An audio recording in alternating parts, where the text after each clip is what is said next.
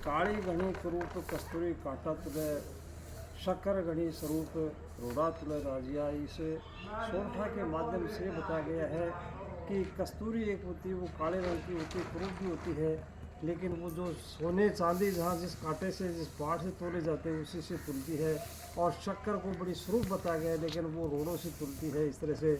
यानी इसे के माध्यम से बताया गया है कि आदमी की गुणों की पहचान होती है, सुंदरता की नहीं। आदमी सुंदर अपने चेहरे को सुंदर बनाता है, चेहरे को सुंदर बनाने के बजाय वो अपने चरित्र को सुंदर बनाए। ये निश्चित सही है कि आदमी हमेशा प्रत्येक क्षण जो आदमी खुशी रहेगा तो जो है उसके चेहरे पर सुंदरता हमेशा झलक लगती है उसमें।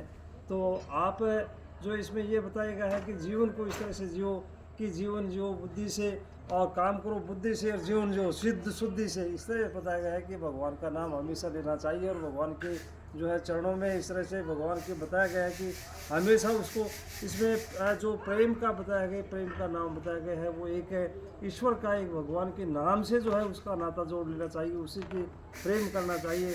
आजकल प्रेम जो है एक माता पिता का भी कोई प्रेम नहीं रहा, उसमें भाई भाई का भी नहीं रहा, न कोई रिश्तेदारी का प्रेम है। एक प्रेम है तो जो है इसका उदाहरण बताया गया है कि देवकी और जो है कंस का उदाहरण बताया गया। देवकी और कंस जो है उसमें बताया गया दोनों भाई बहन थे, लेकिन उनमें दोनों में प्रेम इतना गहरा घनिष्ठ प्रेम था।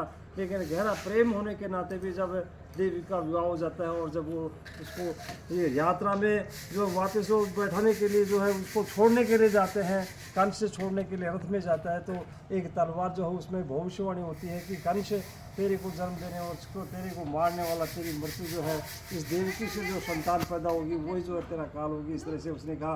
तो तुरंत उसने जो है कंस ने एक तलवार निकाल करके देवकी को मारना चाहा कि नहीं रहेगा, वंश में बजेगी वंश।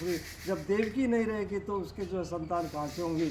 इस तरह से उसने तलवार निकाल करके तो वासुदेव जी ने जब इसका बीच बचाव करके वासुदेव जी ने कहा था कि भाई चलो यार कम से कम इसको तो मत मारो, देवकी को मत मारो, इससे कोई संतान पैदा होगी उसी को जो संभाल दिया जाएगा आपको, इस तरह से इसको तो छोड़ो।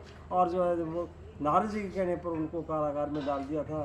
तो इस तरह से भगवान के नाम का स्मरण करना चाहिए और उसी से प्रेम करना चाहिए, अन्यथा तो नहीं।